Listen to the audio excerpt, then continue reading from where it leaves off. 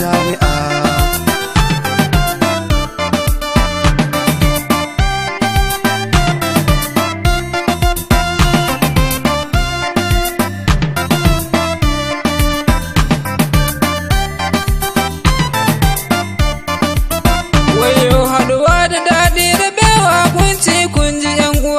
Zan tafi zan bar ku yan uwa, amma a gida sai mun yi godewa.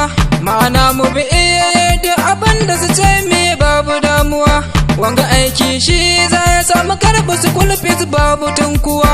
Aika da ziyara kankare mu riƙe addini yan uwa, don haka shi zai sami karatu mai kyau kun ji yan uwa na. GSS da kaso yake murnar kandi yan uwa na. O16 kandi kewa junan mu sai wata rana. Haɗuwa ga daɗi, rabuwa ba daɗi.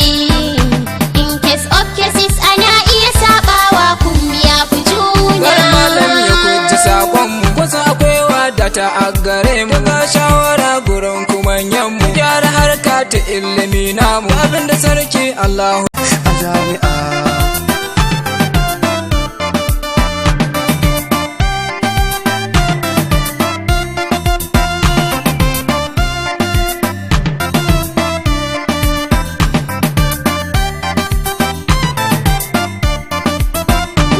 haɗuwa da daɗi da bewa kun ci kun ji yan uwa.